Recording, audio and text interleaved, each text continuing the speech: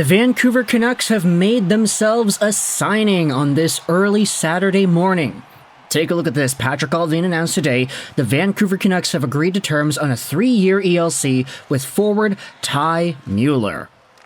And attached is a very beautiful graphic. Canucks social media department putting in some really good work.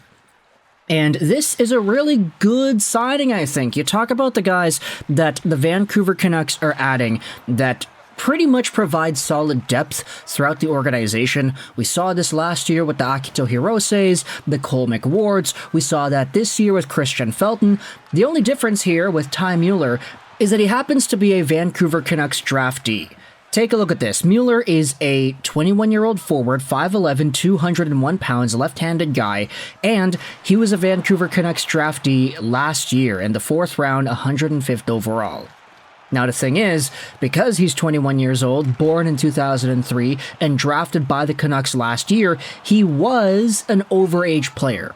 So there is some intrigue there with his profile being acquired by the Canucks in the 4th round, a real jack-of-all-trades kind of guy.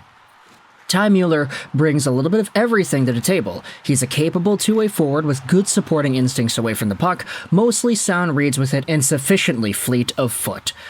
That's a really interesting way to put it. He's sufficiently fleet of foot. Interesting. But when Ty Mueller was drafted by the Canucks, he was in his sophomore season for University of Nebraska, Omaha. He had 25 points in 34 games played. Unfortunately, though, this season, Mueller was not able to expand on that point production. He had the same amount of points in more games played, 11 goals, 15 assists for 26 points. And with this signing, of course, he's wrapping up his NCAA career. It's interesting because his path to the NCAA wasn't really traditional. He played in the AJHL, which was, at the time, Junior A hockey in Alberta for the Sherwood Park Crusaders, made the NCAA and played there as an undrafted player for the first season, and then in the second season, as an overage player, he did get drafted then. So very interesting to see the development here for Ty Mueller. Let's go out there and read what the Canucks themselves had to say about this prospect. Ty has continued to develop and take important steps forward since we drafted him, said PATRIK ALLVIN. He is a smart two-way hockey player whom we look forward to working with as he makes the transition from college to the pro game. Mueller, 21, recently completed his junior season with the Omaha Mavericks, accumulating 26 points and 33 penalty minutes in 40 games played. He set a collegiate career high in both assists and points, while tying his personal NCAA record with a plus-minus of 9. Mueller ranked tied for 3rd in the team in points with 26, and tied for 2nd in power play goals. In 98 career NCAA games, all played with Omaha, the 5'11", they list him as 195-pound left shot forward, notched 64 points and 39 penalty minutes, and then prior to his college career, he was part of the Sherwood Park Crusaders. Now, interestingly enough, it doesn't mention it here in the article, but he was a Hobie Baker finalist this season, which is very intriguing considering the fact that his point production wasn't really the most, top-notch. Hey, look at that, my video is right here for the video section. That's great. Wow, that's one way to deal with my imposter syndrome. Thank you to the folks on Elite Prospects. But alongside the long list of names for 2024, I say long, it's really gosh darn long. Like, from Lucas Sillinger all the way to the top here, these were all Hobie Baker nominees that you could vote for on the website, and Ty Mueller happened to have been one of them. So good on him for being a part of this really long list, but it is kind of intriguing to see a guy be labeled as an MVP candidate with point production that was not as great as this in comparison to some of the other NCAA players. So obviously we're cheering on for our guys. As Vancouver Canucks fans, we want to see our prospects do well. But for Ty Mueller, this is a very interesting profile that was a part of one of the best awards in college hockey. Now, to help us out even further, let's go over on Dobber Prospects and read what it is that was written about here. Dave Hall did most of the work for Ty Mueller. He's a jack-of-all-trades type forward, brings a good two-way game with a touch of offensive potential. And if you read the scouting report, coming in as a re-entered 20-year-old, Mueller is fresh off a sophomore season with the Nebraska Omaha Mavericks, where he posted 25 points. Given his .66 clip at the collegiate level thus far, the Canucks felt it was worth the gamble selecting him in the 105th overall spot. The Alberta native brings a touch of everything to the table, and considered to be a two-way capable forward willing to stick his neck on the line and a hint of offensive potential. For now, he is considered depth within the organization, but he could provide a solid toolkit for the club's affiliated baby club, with hopes to work his way to a bottom 6 NHL role player. So, if everything works well for Ty Mueller, he'll sign this contract, and he'll go over to Abbotsford, he'll play in the AHL next season, he'll probably be okay.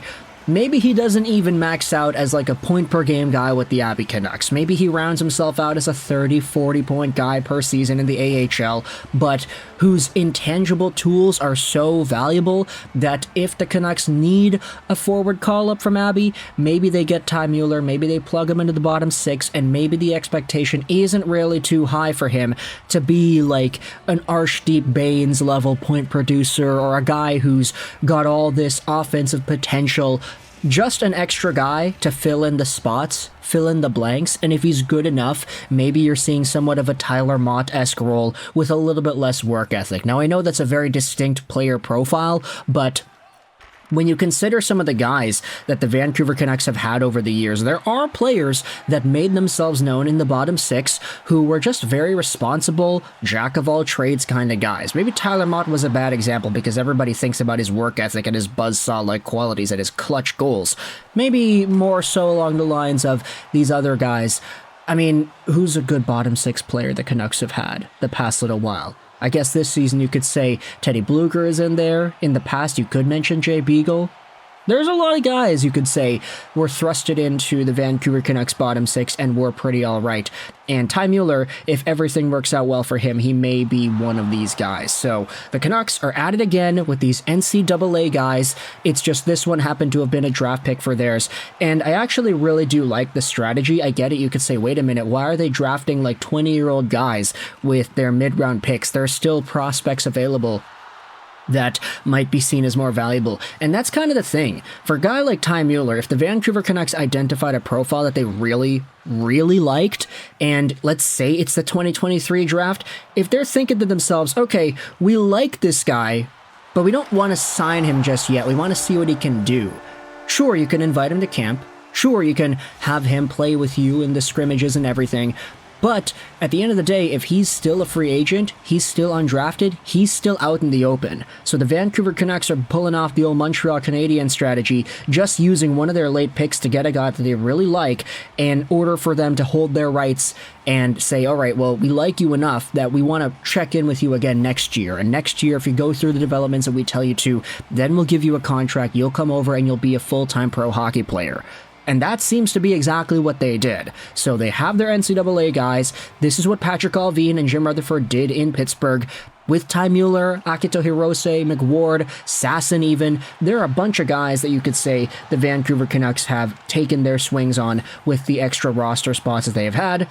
And with that, we will see where Mueller and his career goes with the Vancouver and Abbotsford Canucks. So let me know your thoughts in the comment section below about the Canucks making a fairly decent signing here. They signed one of their prospects. They signed a Hobie Baker nominee. Let me know your thoughts in the comment section. I hope you enjoyed this video. 99 and bye.